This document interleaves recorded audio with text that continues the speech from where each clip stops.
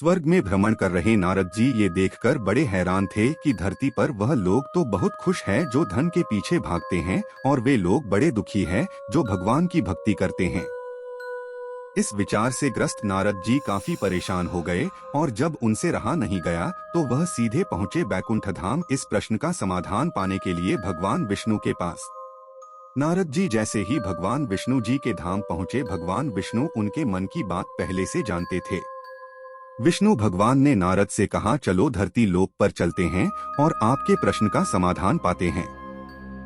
दोनों साधु का भेष धारण कर धरती लोक पर पहुंचे। वह दोनों सबसे पहले एक बड़े व्यापारी के द्वार पर भिक्षा मांगने के लिए गए। उन दोनों को अपने द्वार पर देखकर व्यापारी बड़ा गुस्सा हुआ। उन्हें भला बुरा कहा और बिना कुछ दिए उनको वहां से जाने के लिए कहा।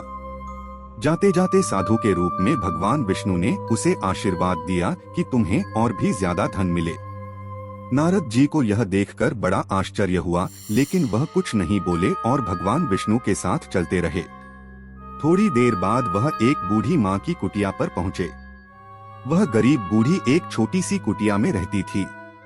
उसके यहाँ जाकर जब दोनों साधुओं ने भिक्षा मांगी तो बूढ़ी माँ बोली, मेरे पास तो आप लोगों को देने के लिए ज्यादा कुछ है नहीं, लेकिन हाँ मेरे पास एक गाय है जो दूध देती है।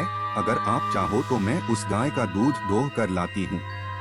आप दोनों के लिए उसे पीकर अपनी भूख शांत कर सकते। साधुओं के हाँ कहने पर बूढ़ी माँ ने दोनों के लिए दूध का इंतजाम कर दिया। खुश होकर साधु के भेष में विष्णु भगवान ने जब बूढ़ी से कहा कि बताओ तुम्हें क्या चाहिए, तो बूढ़ी माँ ने कहा कि मुझे कुछ भी नहीं चाहिए, बस आप आशीर्वाद दीजिए, मेरे लिए इतना काफी है। आशीर्वाद देकर दोनों साधु वहां से जाने लगे। तब जाते जाते विष्णु भगवान ने बूढ़ी माँ से कहा कि तुम्हारी गाय कुछ दिनों में मरने वाली है।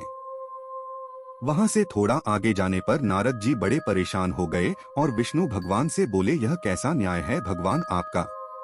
जिस व्यापारी ने हमारा इतना अपमान किया, हमें गालियां दी, आपने उसे और ज्यादा धन पाने का आशीर्वाद दिया।